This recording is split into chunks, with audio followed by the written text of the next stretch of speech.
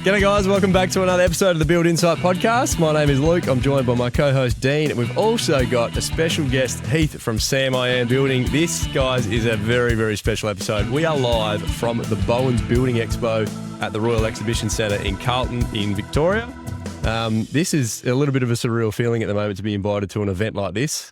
Dean, can you maybe just tell the listeners, obviously, you're a Bowens customer. Can you just give everyone a bit of an insight on what this means to the industry and building in Victoria, as well as Australia as well? It's fantastic to have such a family-run company, Bowens, working specifically in the building industry that are just really upping the level of what we're able to do.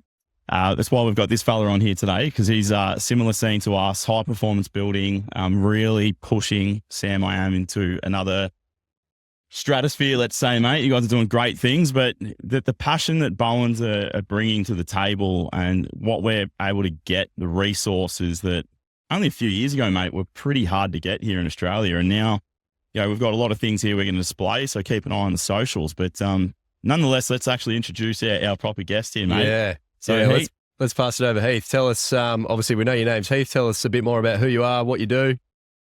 Yeah, thanks, gents. So I'm Heath from Sam I Am Building. Sounds a bit weird because obviously I'm not Sam, but Samuel sends his apologies. So I'm one half of Sam I Am Building. So how it loosely works is I'm terrible on tools, great with people. Samuel's shocking with people, but he's great on the tools. So we have a real yin and yang sort of thing going on.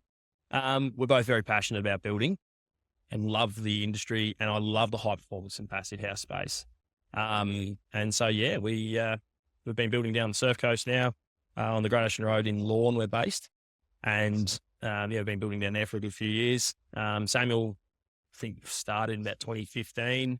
I came along at the start of COVID. I'd already been working with him sort of casually on the side, and I was doing my helicopter pilot license, actually, and I got qualified 3 weeks before COVID shut the industry down. And there goes all my job prospects. But Sam and I are great mates. And then he said, mate, why don't you come on, let's join forces. You've got all the strengths where I've got the weaknesses, and you've got plenty of weaknesses that I can probably help you out with. So how on earth does a helicopter pilot become a builder? Have you got a carpentry background or something, Heath? Yeah, I had a shop fitting business. And so I certainly had a bit of industry experience. And my dad was a farrier. And he sort of taught me that you never do something you hate just for money. And I thought, I always wanted to chase my dream and flying. I grew up watching Top Gun and all that sort of stuff, yep. and like a lot of us, and flying was a big passion of mine. But COVID changed everyone's lives, and I'm so stoked and proud and happy and enjoy what we build now and how we go about it. Mate, I want to know what the picture was Sam painted for you to get into building. You're flying helicopters, Top Gun style. And then Sam's painted some sort of picture for you to get out of the helicopter and start building houses. Look, it's too sentimental. Opportunity to work with your best mate and actually have a job. That's a good start. Yeah, it's a good start. So, to get to work with your best mates and in a place we love down the Great Ocean Road there, and it was really great to be able to step into that, and pretty natural progression. And mate, you guys are, touched on it before, but you really are pushing the envelope with everything you guys are doing as a business, not just for your building aspects, but you're really pushing the envelope with your self-growth, development, coaching. That's how we sort of first met, through some business coaching. Yeah. Jump into that a little bit, mate. Where'd the drive come from to take Sam I Am and then start elevating it? Yeah, I think you want to be proud of what you do. And initially, I think you do a lot of self-growth as you get into your 30s anyway, and late 20s. I'm an intelligent guy, and I thought I knew everything. And then I learned pretty quickly that I actually don't. Each business is similar and whatever. So I had to do a lot of, okay, let's go back to the drawing board and let's start actually learning. So I started looking for opportunities to learn in that space, and Samuel as well. We probably had an opportunity really early, and I think initially we looked purely at the numbers, and we're like, all right, let's go into small volume. And what's it going to take to do? Let's do 10, 15, 20 homes a year and keep building that. But we just came out that bottom number, and the homes had to be shit. Is that shit? Yeah. Yeah, of course. Say what you want, mate. Yeah. Gave you a microphone. Yeah, homes are going to be shit, terrible quality and all the rest of it. And the sustainability, because that's big greenwashing term, and I hope we'll talk about that soon, but sustainability is going right out the window. Cutting corners left, right and centre, wasting materials, homes that are going to stand up for a long time, ethically and morally, like within our own frame, it just wasn't going to hold up. So pretty quickly we jumped out of that and we started looking at better things. And I actually listened to Sustainable Builders Yak podcast, and that in probably episode 2, 3, 4, right from the very start, little nuggets of gold came out. We'd never heard of Pro Climber before, whatever it was, episode 5 or something. And Matty Carlin was talking about, I think Pro Climber had a session at his places and was talked about on the podcast, and he went, oh shit, let's go to that. And I remember driving there with Samuel going, what are we going to learn about wrapping a house?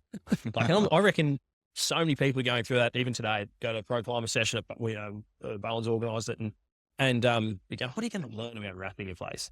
And that simple thing really started us on this journey. And we realised that as much as we preach or talk about we want to be sustainable, there's so much more to sustainability. So you can't just say, I'm a sustainable builder. You have to continually develop and learn and grow, and be prepared to understand that you'll retire not knowing everything. The industry will constantly change. You constantly need to improve it. Yeah. What just give us a bit of insight, mate. What style of projects do you do? Like just high performance new homes? You do a little bit of renos, extensions as well, or what's your specialty field? Yeah, so we made a commitment to only do high performance passive house. We haven't had the fortune to actually pick up a certified passive yet, but we obviously are certified to do it. So if you're out there, please, check some passive plans. So myself and my wife are going to actually build a certified passive house next year in Lawn, which we're looking forward to. There's some really interesting elements to that build.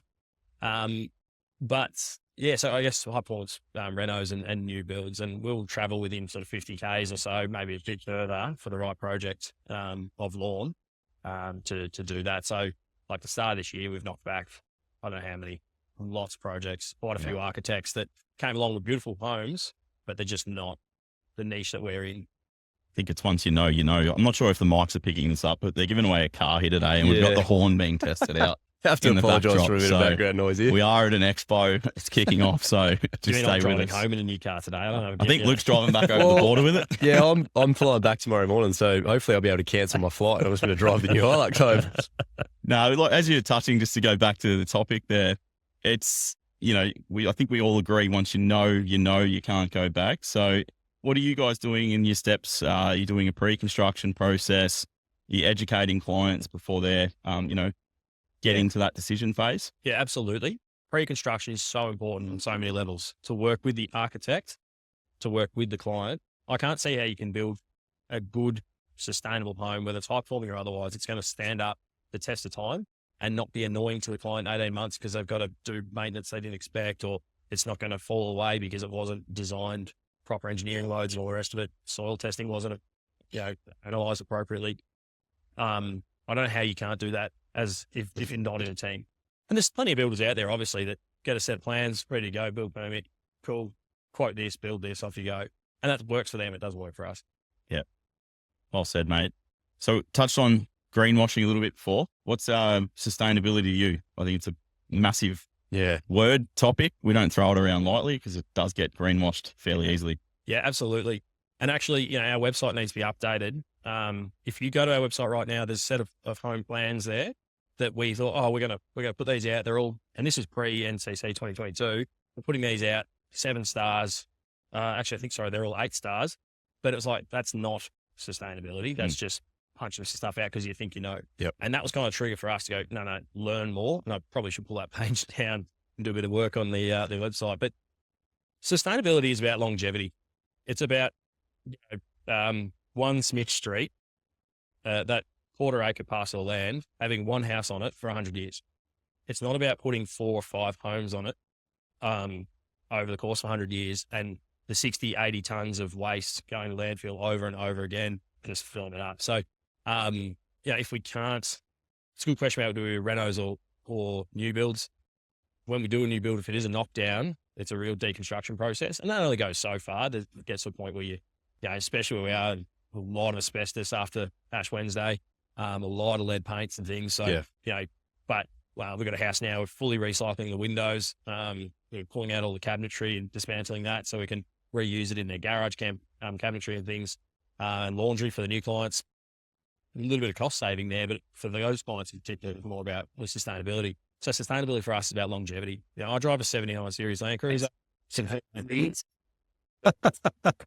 Sorry, guys, just a reminder, we are definitely live from the Bowens Expo. Just got a little bit of an update. I think it must be the VIPs are entering. Sorry, Sam, back to your Land Cruiser. Sorry, Heath, back to your Land Cruiser. So I drive a 79 Series Land Cruiser now, V8 diesel, big car, but we drive a lot in the Otways where, really bad roads, heavy terrain. It's a 30, 40-year car. New engine, new gearbox, and away it goes again. It'll do 1 million kilometres.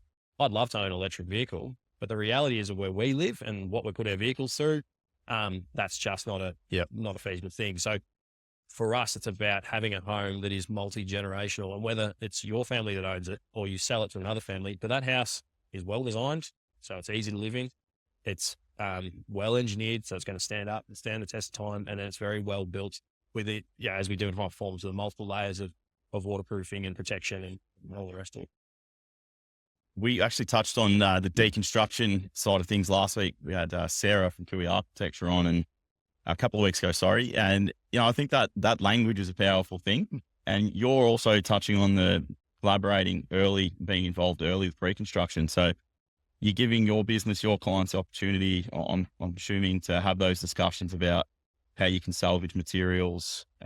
Sometimes it's not always cheaper, but you give them that education on what that can mean. How are you finding those conversations early on? Yeah, it's funny.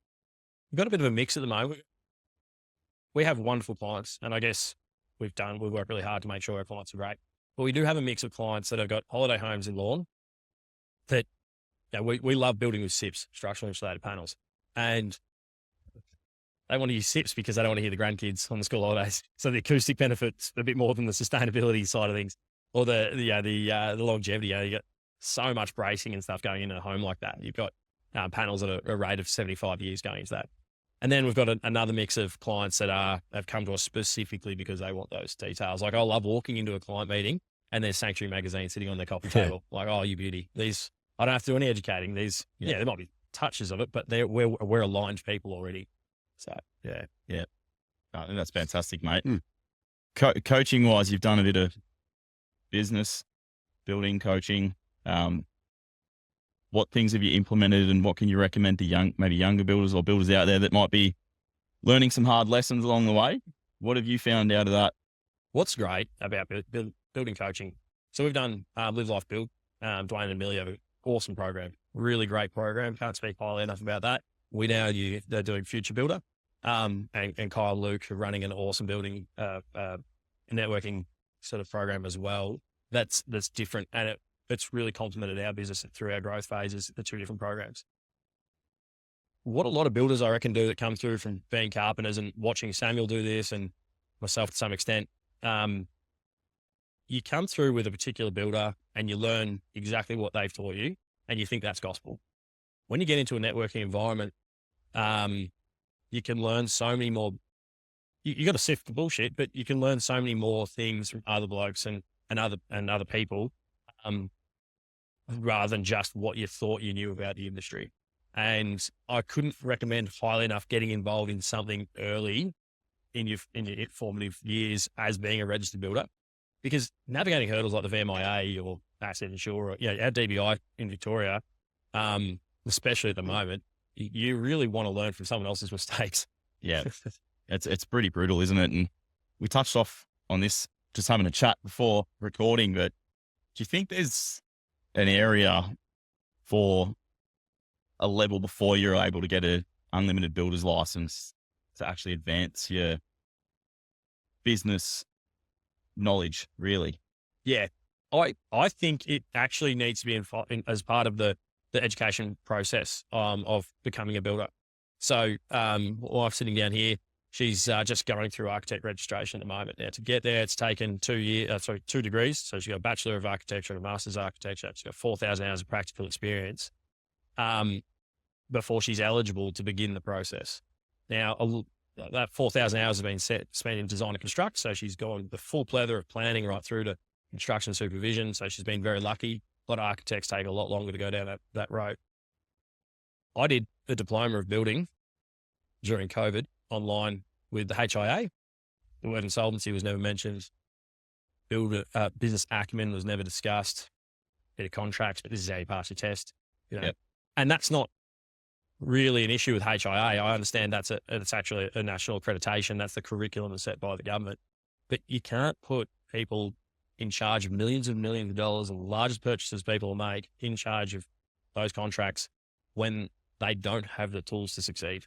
We all go to work wanting to succeed each and every day, but if you don't know what you don't know from the start, you can't do it. So, then you've got guys like the three of us that are all involved in builders networks. We're spending a lot of money to be involved, and we're improving each and every day, and we're improving in so many ways. We have strong businesses because we understand our numbers, because we understand the business. I need to jump in here for a minute, guys, and take a moment to thank our sponsors, Backman Builders, Calorie Building, and Build Imagery.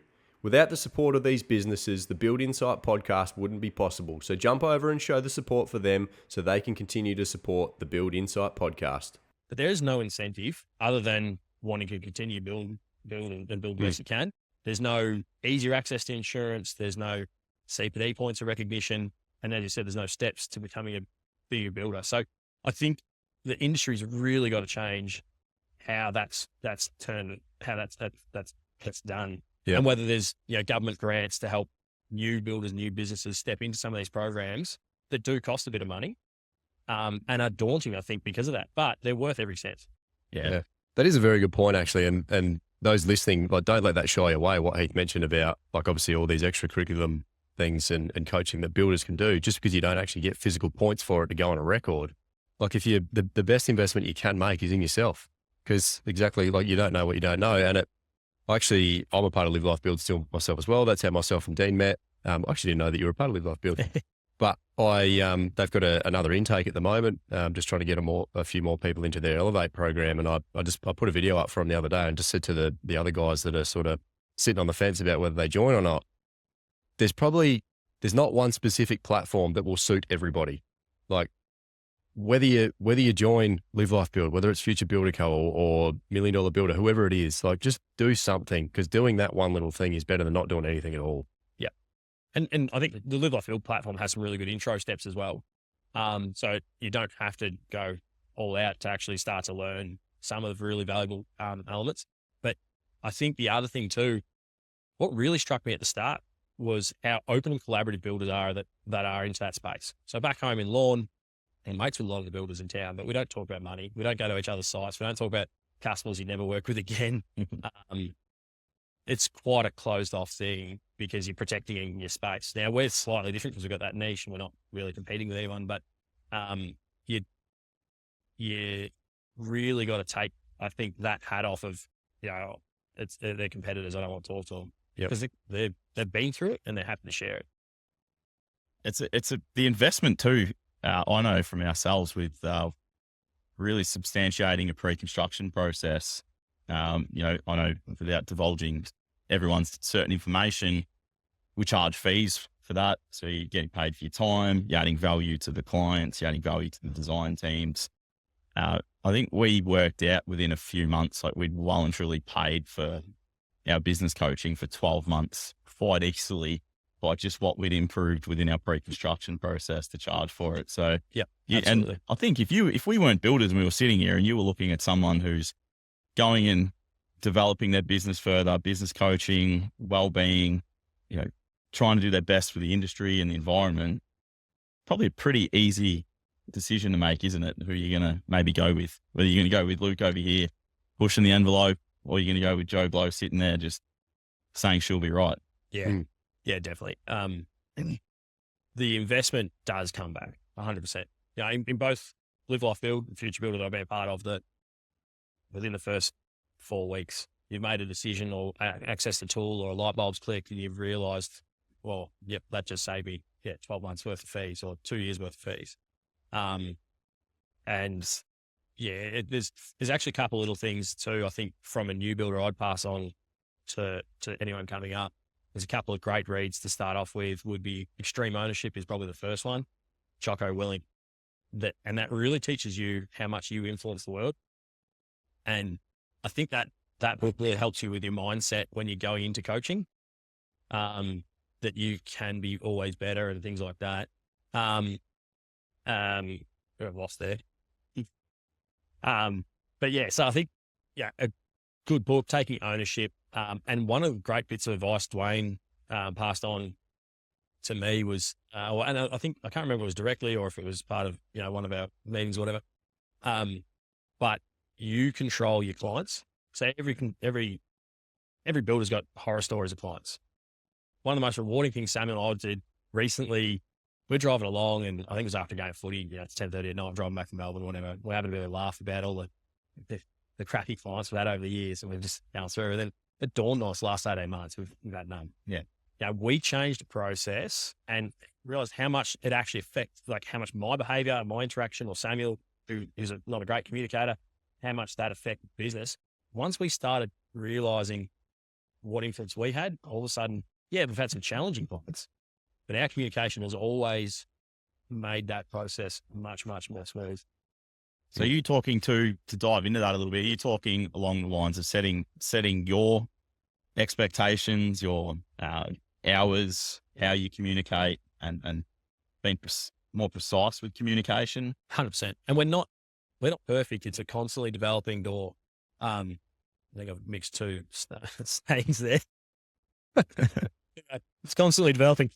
But so every client, we started off, the first thing we did, we had one client in particular who had almost a bit of a dust up with. We had no pre-construction with these guys. We rushed the job in to start because we needed the work at the time. And we didn't check the documentation thoroughly enough. There was a big disconnect between the engineering and the architecture. Really simple build. It's, it's 4 walls. Should be right. Well, turns out there's actually a bit going on. Yeah. So, we hadn't checked that documentation properly. So there were some frustrations going through where, and at the same time, the clients also had taken the initial 3D renders from planning and they thought that's what they were getting. So we had a bit of a spat at one point, when one facade wasn't looking like how the 3D render from planning looked, and we're building it exactly as the drawings are. Yeah. And I was like, these guys are just the worst. I'd mentally, they'd broken me down enough that I didn't speak to them for like 3.5 weeks. Yeah. And I was driving along one, this isn't good enough. I got to do something here. I got to change this, or this is going down the toilet pretty fast. And I reckon it was around that point where Dwayne had actually said, your attitude can fix this at break. So we went from there, right, let's fix it. Let's lock in a specific time every single week. So I'm not taking phone calls at stupid times. I'm not and we can save up our questions. I stupidly made it Friday at 3:00 in the afternoon. Lesson number 1. Nothing good happens at that time of the week. Nothing good happens there. But within 2 to 3 weeks, it completely changed around. We realized very quickly we had to start taking notes of these meetings too. Yeah. And then those notes, we already had client portal, but those notes got uploaded to the client portal in my hand-drawn photo. Boom, done. We've since developed that. We now use voice memo on the phone. We record it, dump it into Slack, which automatically transcribes it, dump that into ChatGPT 4.0. And that gives us a meeting breakdown of actionable items and discussion points. And that goes in, and that process takes less than 2 minutes. And that goes to the clients. And we do it fortnightly because we found once a week was probably a bit much, and you end up taking too much time. So we're constantly developing that. But that change in communication made the biggest difference to clients. It's massive. It's also I think it's a big mindset thing, isn't it? Is everybody, like, especially young builders starting out, you think you haven't got enough time. But I'll try and use the analogy to a lot of people. So you've got a standard 40-hour working week. I guarantee that anyone starting out, they're doing more than 40 hours anyway. The blokes on site are only doing 40 hours.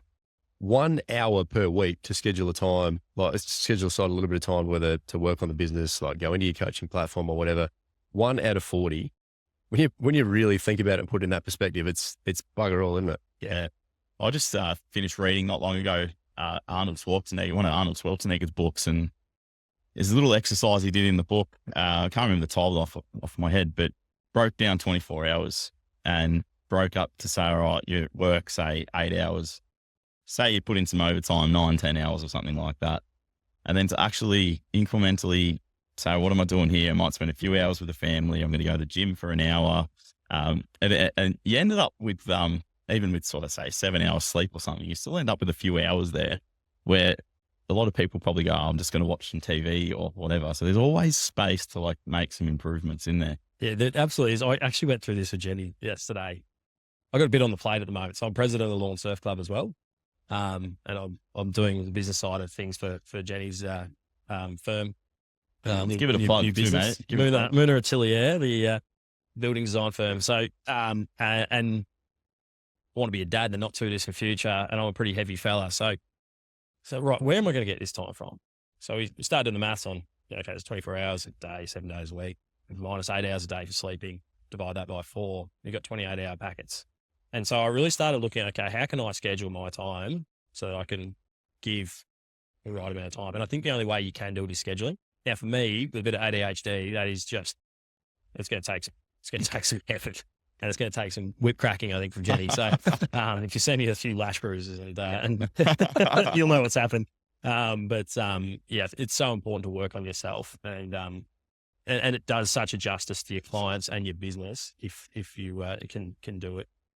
Massively. Oh, we've opened that can on this podcast before, and I think I found myself before my mid-year break doing the same. We just renovated a house. It's on the market. We've done through the business and, kids and a bit of a farm, and wife's got a business, and I just fell into a bit of a hole again. And dead set, the thing that really pulled me back out was just rescheduling that time properly to get my gym in. Everything else is on the up as soon as you look after yourself first. So, no, that's an awesome conversation to keep rolling through different platforms, mate, for sure. Mm. If I put you on the spot a bit here, we spoke about something else beforehand. It's up to you if you want to name any names, but you've had a few recent chats on another platform. You may or may not have got aired. You want to go into it, mate, or we'll scrap that? Don't have to name any names, but maybe the topics. Also, we don't have all day, so hurry up and make your mind up. That's all right. Yeah, no.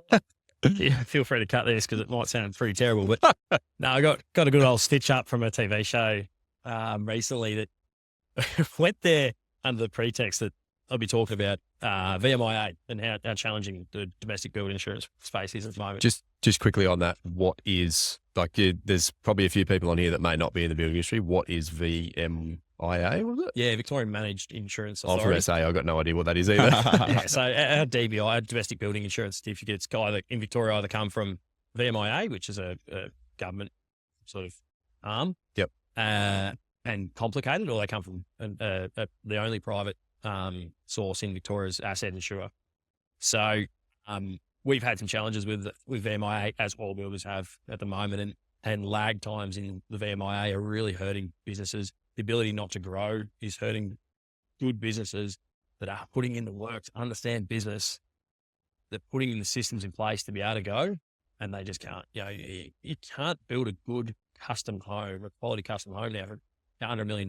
So if you're getting an insurance increase of $200,000, that's not cutting the mustard. Mm. And they're not accepting things like a good, sound business plan. They're accepting that you're part of a builder's network and all the rest of it. So it was talking a little bit about that. Anyway, I get up there and effectively I got put into a room with the CEO of a couple of giant volume builders, and one of the owners of those volume builders, the CEO of Master Builders Australia, a property developer, and I can't remember someone else. So we got locked into our little room. That was all good.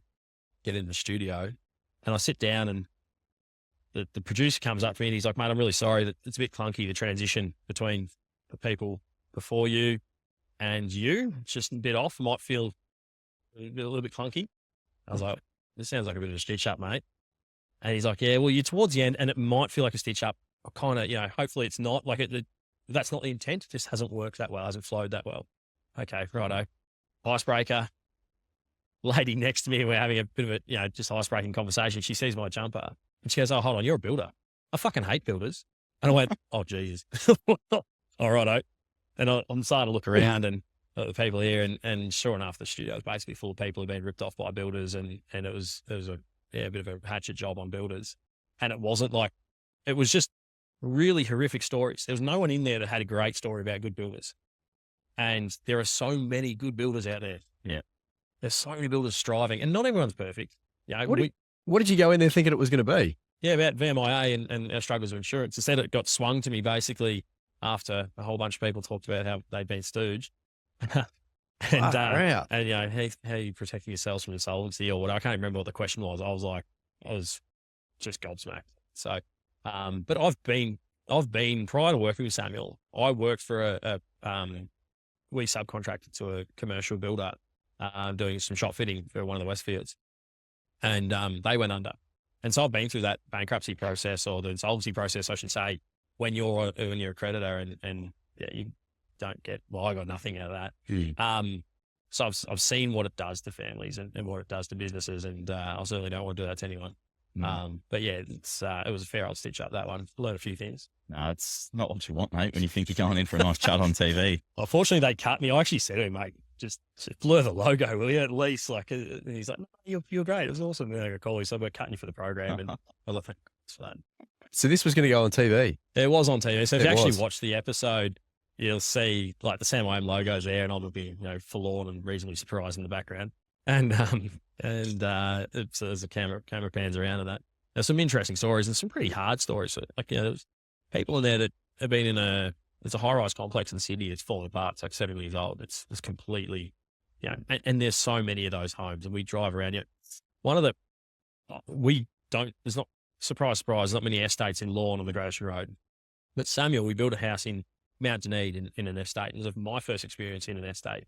And I just filmed this little video, and you can go through our Instagram, have a look. I just filmed this little video about how we set up our on-site recycling. Awesome. We've got our 7 different areas and what we do with it. I go upstairs, have a quick chat to Samuel before I'm about to head off. He goes, "Oh, it's funny you're doing that. Have a look down the road there."